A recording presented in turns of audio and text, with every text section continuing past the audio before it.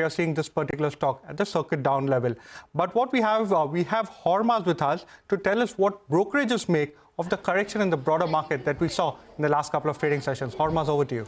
You know, Jefferies came out with a note earlier this morning that has given some comfort to the broader markets, and that is divided into both good and bad bits. The good bit is that the bigger takeaway from that report is the fact that they are saying that this correction is just another correction that you see, and it's not a proper meltdown, as you like to call it. But they're saying that there is some more correction possible in the mid-cap and small-cap space, considering the volumes that we have seen and the flows that we have seen in both mid-cap and small-cap funds. They've called this a healthy correction and not a larger meltdown. And what they're also saying is that this strengthening capex cycle in the country is what makes a lot of these mid-cap and small-cap names attractive bets for the long term. They also said that this is not a repeat of what happened in 2018. If you remember, the small-cap index was down 45% in 2018, but that was because of the NBFC crisis taking place at that time, the introduction of the capital gains tax. That is what soured sentiment. But what Jefferies is saying is that this time around, India's macroeconomic fundamentals are very stable, and hence this would provide some cushion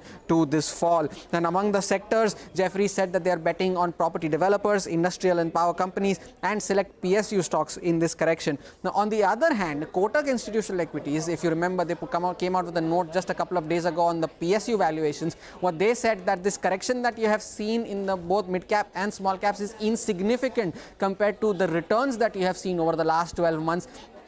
And despite this correction, you're seeing that the Nifty mid-cap index is still up 53% and the small-cap index is still up 58% over a 12-month period. Now, what they're also saying is that the valuations are still expensive for many of these mid and small-cap companies in the context of their business models, and retail investors, in comparison to the large caps, are more favorable to the small caps, the data that they analyzed, and hence they are more exposed to the small-cap correction. But nonetheless, Jefferies is saying that there's nothing to worry about, and the markets are surely taking heart from that.